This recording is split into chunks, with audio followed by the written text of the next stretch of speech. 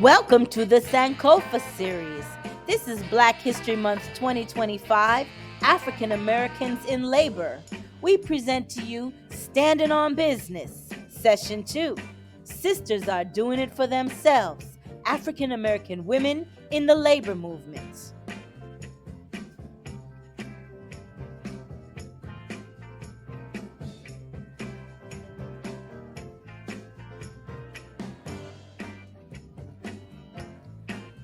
Black women have always led the fight for social justice and have steadily fought for civil rights in America.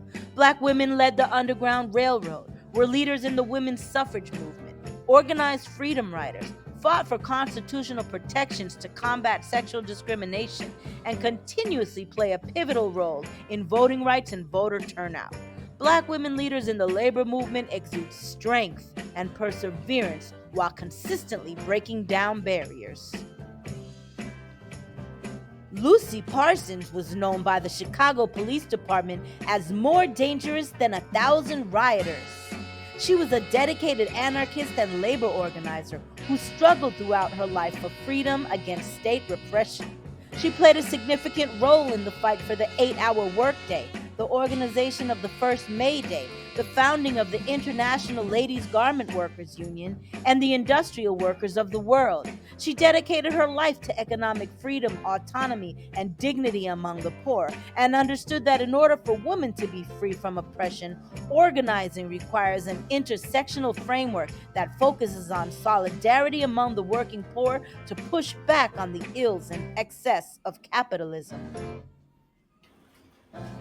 Born in Richmond, Virginia in 1864, Maggie Lena Walker grew up to be a successful businesswoman and community leader. She was the first black woman in the United States to charter a bank in 1903 and the first to serve as bank president. Over the course of her career, she also opened a department store and edited a newspaper. She was active in many organizations that sought to advance opportunities for Black Americans, including the Independent Order of St. Luke and the National Association of Wage Earners. She used her position to help others, employing many Black women as accountants, journalists, and other occupations that paid higher wages than the household work in which many Black women found employment at that time.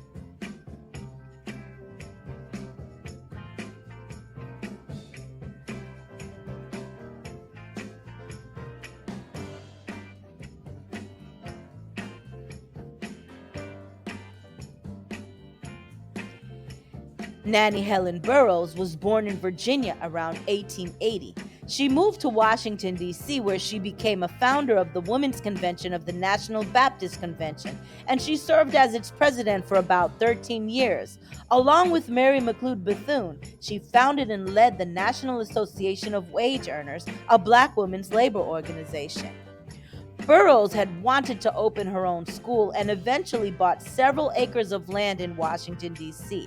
In 1909, she opened the National Training School for Women and Girls, and by 1939, it had an international student body and offered both academic and vocational courses.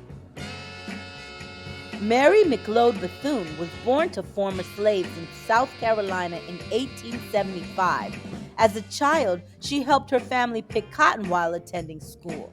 She held many jobs, including teaching, selling insurance, and running a boarding school for black women in Florida. That school eventually joined an all-male school to become Bethune-Cookman College. She fought for equality throughout her life and advised several presidents on labor and youth employment. Bethune was appointed by President Franklin Roosevelt to serve as Director of Negro Affairs of the National Youth Administration, making her the highest-ranking black woman in government, and she was the only woman of color at the UN Founding Conference.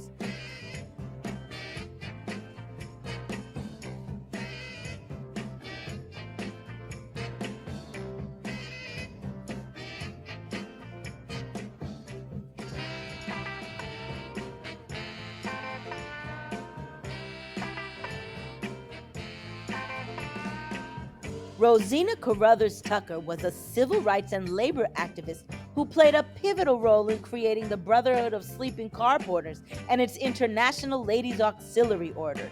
She challenged the limits imposed on African American women, who sought to lead labor movements for racial and economic justice in the early to mid 20th century. Her experience with the BSCP led her to organize other groups of workers, including women in the laundry trades and domestic service industries. She was also a leader in the fight to integrate public spaces in Washington, D.C., and advocated for the rights of children and the elderly. Due to her fundraising and organizing efforts, the BSCP became the first African American union recognized by the AFL-CIO.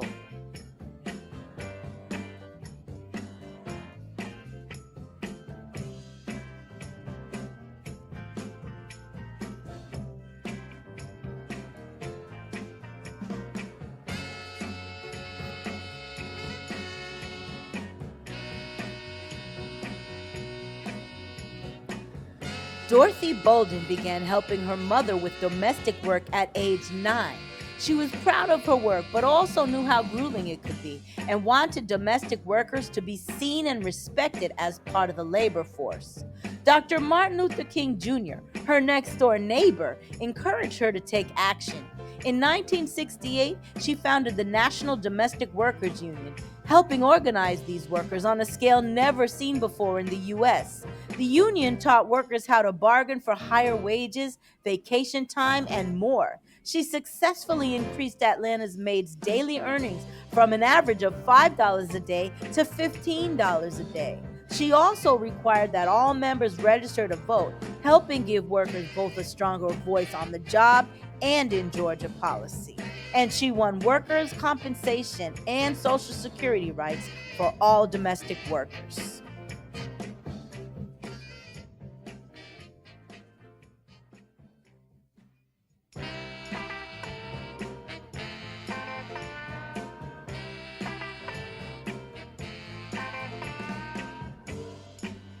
Hattie Canty was born near Mobile, Alabama in 1933.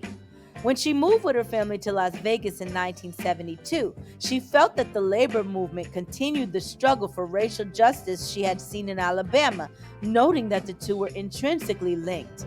In Nevada, Canty began working several jobs as a maid, a school janitor, and eventually a room attendant on the Las Vegas Strip.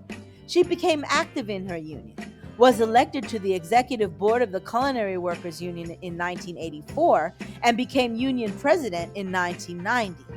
She was the first black woman and the first room attendant elected to this position in CWU.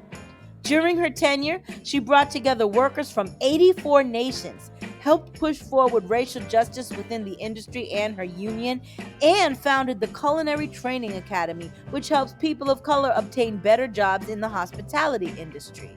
In addition, Canty served as president of the CWU during the longest strike in U.S. labor history, leading the workers at the Frontier Hotel through 6.5 years of negotiations for better labor standards.